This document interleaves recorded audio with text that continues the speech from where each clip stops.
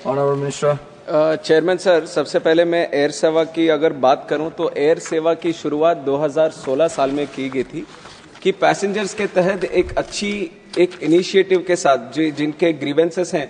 वो directly stake holder के पास ही ना जाए, बल्कि मिनिस्ट्री भी उनके ग्रीवेंस एड्रेसल में वो सपोर्ट करके करे। इस भावना के साथ हमने नवंबर 2016 में ये एयर सेवा की शुरुआत हुई और एयर सेवा की 3 वर्जन्स भी हो चुके हैं। जैसे जैसे हमें पैसेंजर से फीडबैक मिलता गया तो इसको और बेहतर कैसे करें, इसके अलग अलग वर्जन्स, तो एयर सेवा 1.0, 2.0 और अभी 3.0 का मैकेनिज्म चल रहा है और इसमें काफी सारे स्टेक होल्डर्स हमारे इन्वॉल्व हैं। जैसे एयरलाइंस और एयरपोर्ट्स तो होंगे ही, उसके बावजूद भी DGCA जो हमारा सेफ्टी रेगुलेटर है, DCAS जो सिक्योरिटी रेगुलेटर है, इमिग्रेशन और other stakeholders, helicopter division भी है, जिन के साथ भी इनके प्रॉब्लम्स हो सकते हैं। और इसके संबंध में ये सारे स्टेक होल्डर्स जो हैं उनके साथ, मंत्रालय के साथ, ये एयर सेवा के साथ एक सर्विस लेवल एग्रीमेंट है और ये एग्रीमेंट इसी के लिए बनाया गया। जो प्रश्न भी उन्होंने आदरणीय सांसद जी ने पूछा कि कितने समय में होता है या फिर उसमें क्या कार्रवाई होती है, तो ये सर्विस लेवल एग्रीमेंट एक बनता है ये सारे स्टेक होल्डर्स के साथ। और जो भी विषय एयरलाइंस के संबंध में हो या एयरपोर्ट के संबंध में हो या इमिग्रेशन के संबंध में हो, जो भी विषय उठाया जाता है उस सब का हमने डिफाइन कर दिया है कि कितना समय में उन सबको हमें एड्रेस करना चाहिए। एक दो का अगर उदाहरण मैं दूं तो एक सर्विस लेवल एग्रीमेंट हमारा DGCA के साथ अगर एयर वर्दीनेस के संबंध में है तो उसमें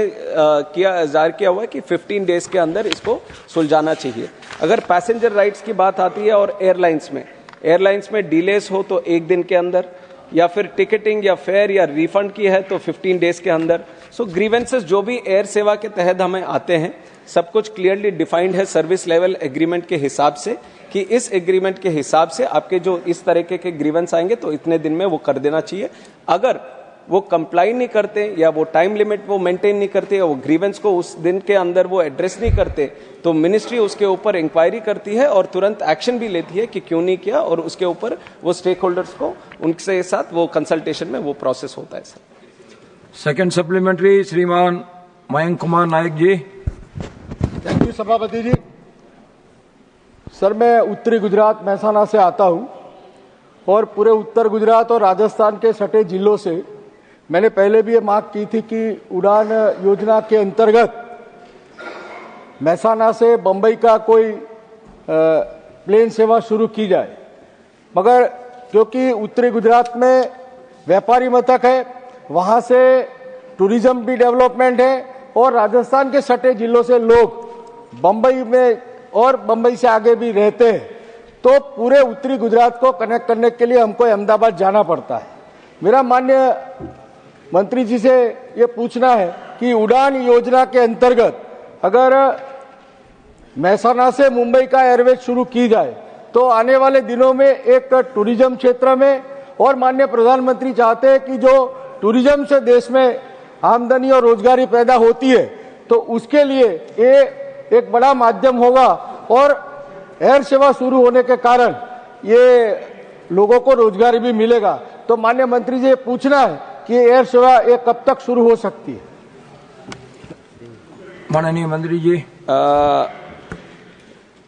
honourable chairman sir, Mehsana is available in the Udan की जो स्कीम है उसमें महसाना भी अवेलेबल है, पर जो उड़ान की जो स्कीम की जो मूल भावना है कि जहां पे भी एयर स्ट्रिप्स है, ये जो पट्टी है, हवाई पट्टी है, उसको हम किस तरह से हवाई अड्डा बनाकर वो सर्विस वहां से हम फैसिलिटेट करें। तो हवाई स्ट्रिप को हवाई अड्डे के लिए बनाने के लिए थोड़ी सी जमीन की भी जरूरत है, जो हम राज्य सरकार से हम कंसल्ट करते हैं और अवेलेबिलिटी के हिसाब से, क्योंकि अगर एक तरह के एयरक्राफ्ट को चलना है तो मिनिमम उतना हमें एक रनवे की जरूरत है। अगर एयरबस चलना है तो करीब 2400 मीटर्स की, अगर ATR चलना है तो 1800 मीटर्स की मिनिमम हमारी एयर स्ट्रिप की रिक्वायरमेंट है। और एयर स्ट्रिप्स क्योंकि काफी हद तक वो ब्रिटिश के समय वो सब बने हुए थे, कुछ 1 किलोमीटर तक ही हैं, 1000 मीटर तक ही हैं, तो उनको एक्सपैंड करने की बहुत जरूरत है। उड़ान डॉक्यूमेंट में ये लिस्ट किया गया कि महसाना हम डेवलप करेंगे, बट इसका एक और प्रोसेस है कि हम एयरलाइंस को भी बिड करने के लिए देते हैं ये रूट के लिए। अगर महसाना मुंबई की अगर डिमांड हो या महसाना अहमदाबाद या महसाना दिल्ली, तो कोई भी अगर एयरलाइंस बोलता है कि हम लोग यहाँ से वहाँ तक हम शुरू करने के लिए तैयार हैं, तो हमें भी एक इनिशिएटिव मिल जाता है कि एयरलाइंस ऑलरेडी रेडी है तो हम उस हवाई पट्टे को भी डेवलप करें। तो एक एयरलाइंस को रेडी होना चाहिए, दूसरा राज्य सरकार को जमीन भी देना चाहिए कि उस हवाई पट्टे को हम हवाई अड्डा बनाने के लिए जमीन दें। Thank you. थर्ड सप्लीमेंट्री श्रीमान कार्तिकेय शर्मा जी। चेयरमैन सर, मैं माननीय मंत्री जी से पूछना चाहता हूं कि जो एयर सेवा पोर्टल है ये बहुत ही सराहनीय एक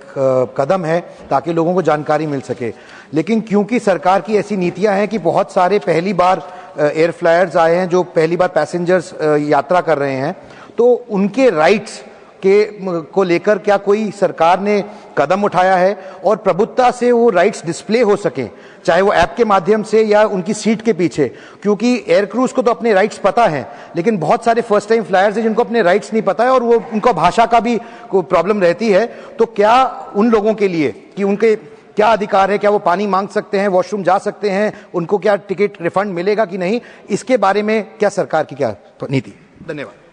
चेयरमैन सर, सबसे पहले में तो मैं आदरणीय सांसद जी का मैं धन्यवाद देना चाहूँगा कि बहुत ही अहम सवाल इन्होंने पूछा है, क्योंकि एयर सेवा एक ग्रीवेंस रिड्रेसल पोर्टल है कि अगर कभी किसी पैसेंजर को कोई असुविधा होती है या कोई ग्रीवेंस होता है तो उसके तहत वो कर सकते हैं। बट हमारे मंत्रालय से DGCA से हमने सिविल एविएशन रिक्वायरमेंट्स जो कार से जाना जाता है, तो कार्स ऑलरेडी बने हुए हैं जो पैसेंजर को अपने राइट्स बताते हैं। बट ये कार सारे बहुत ही टेक्निकल डॉक्यूमेंट्स हैं और बहुत सारे पैसेंजर्स ये इनकी जानकारी नहीं होती। तो ये अहम सवाल उठता है कि हम कैसे अवेयर करें पैसेंजर्स को कि अपने राइट्स ये हैं, या कोई भी एक सिनारियो बनता है तो उस सिनारियो में या उस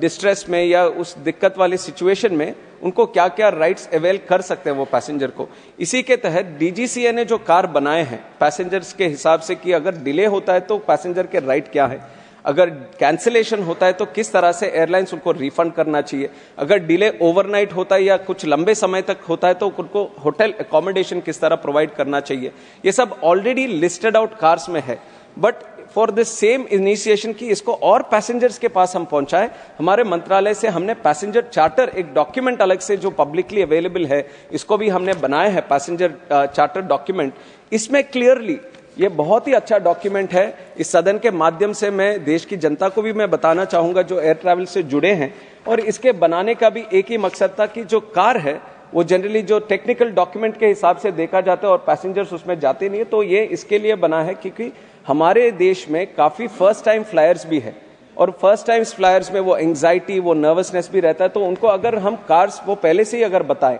उनके राइट्स वो पहले से ही अगर बताएं, तो उनकी जो जर्नी है वो काफी हद तक रिलैक्स्ड हो सकती है। तो इसी में एक जो जिस तरह से कंटेंट्स हमने बनाए कि flight delay, flight cancellation, boarding denied due to over booking या फ्लाइट डाइवर्शन भी हो, कैंसिलेशन चार्जेस, लॉस डिलेड और डैमेज्ड बैगेज, में कुछ ही टॉपिक्स में पढ़ रहा हूं, ऐसे बहुत सारे चीजें और काफी कॉमन मैन को किस तरह समझाना है। सिनारियोस इसमें बने हुए हैं कि एक सिनारियो है you have checked in on time but the airlines aspects a delay of 2 hours or more, 3 hours or more, 4 hours or more. Then what is your right? Your right is you must be offered free of charge meals and refreshments in relation to the waiting time. तो ना केवल car को हमने दिखाया है, scenarios भी हमने बना के एक्सप्लेन किया कि किस सिनारियो में आपको किस तरह के राइट्स अवेल कर सकते हैं। और हमारा प्रयास यही रहता है कि जो ये पैसेंजर चार्टर डॉक्यूमेंट है,